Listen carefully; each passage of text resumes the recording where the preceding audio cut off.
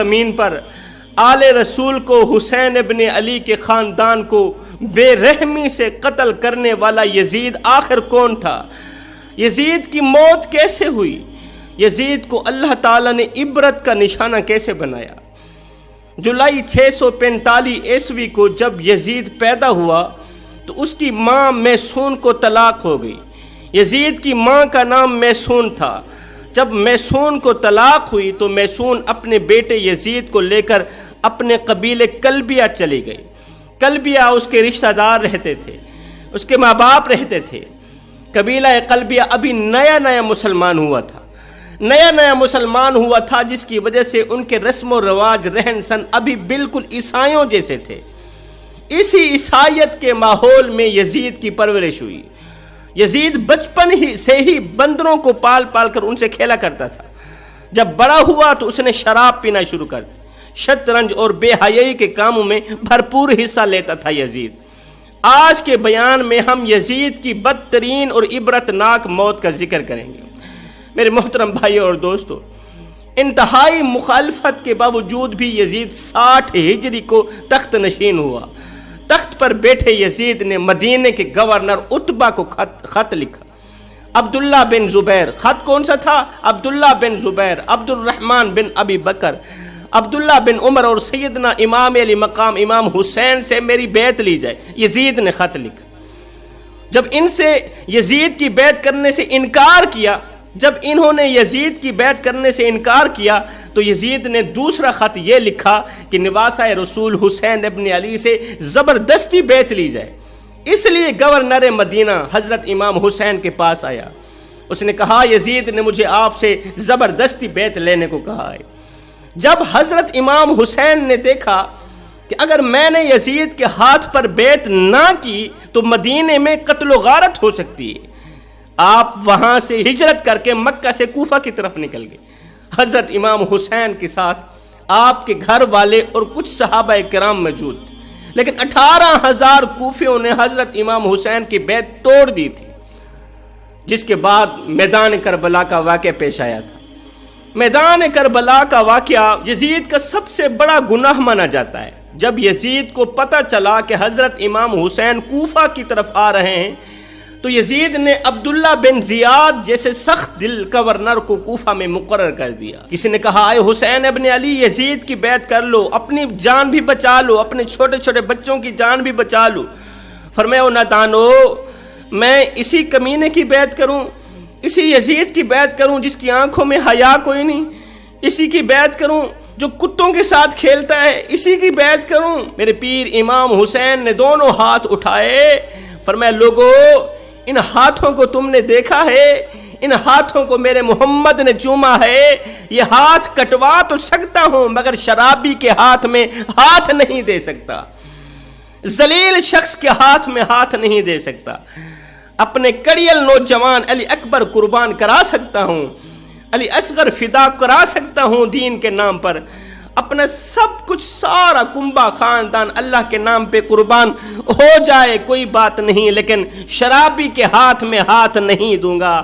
ایک لمحے کے لیے سوچیں تو صحیح، حسین حسین کرنے والو، حسین سے عقیدت رکھنے والو، تمہارے مرشد امام حسین نے کڑیل نوجوان علی اکبر شہید کرائے، شرابی کے ہاتھ میں ہاتھ نہیں دیا۔ علی اصغر قربان ہو گئے، شرابی کے ہاتھ میں ہاتھ نہیں دیا۔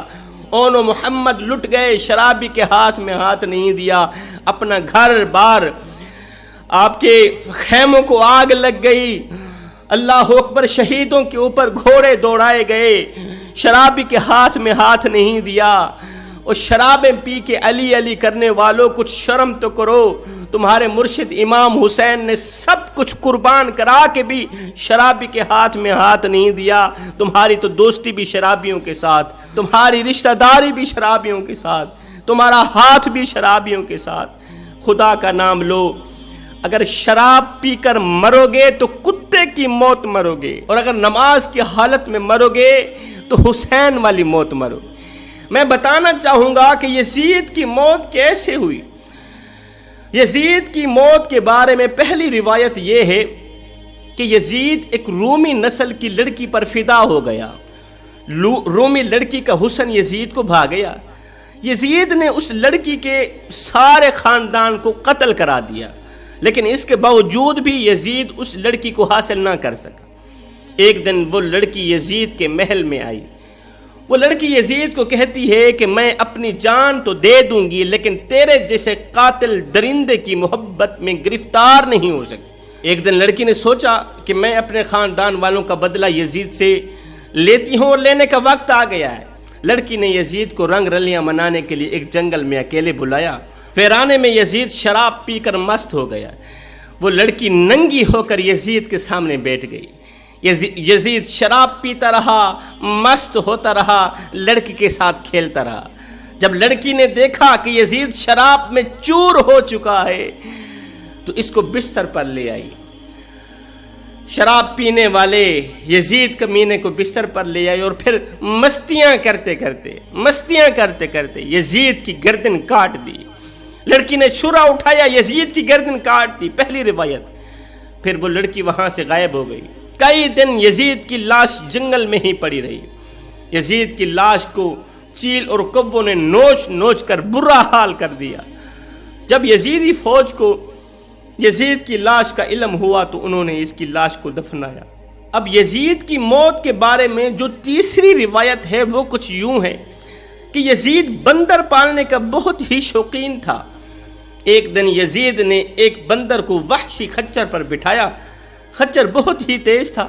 یزید نے بندر کو خچر پر بٹھا کر خود اس کے پیچھے ایک اور خچر لگا دیا۔ جب یہ خچر جنگل میں پہنچا، اس کے پیچھے پیچھے یزید کا گھوڑا بھی بھاگ رہا تھا۔ جنگل میں پہنچ کر گھوڑے نے حضرت امام حسین کے قاتل یزید کو نیچے زمین پر دے مارا۔ جنگل میں جا کر یزید کو زمین پر دے مارا۔ یزید کا سر ایک پتھر کے ساتھ لگا۔ یزید کا پاؤں گھوڑے کی رکاب میں پھنس کر رہ گیا۔ گھوڑا بھاگتا چلا جا رہا ہے، یزید کا پاؤں گھوڑے کی رکاب میں پھنسا ہوا ہے، گھوڑا بھاگ رہا ہے۔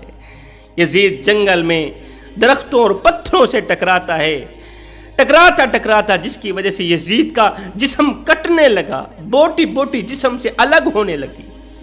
جب یزید کی لاش کو لوگوں نے دیکھا تو وہ کہنے لگے کہ سیدنا امام علی مقام امام حسین کو شہید کرنے کی یہی سزا ہوتی ہے۔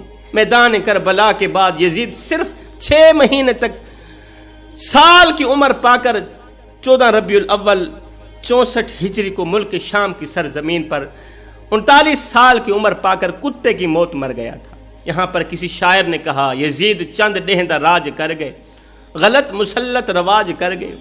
یزید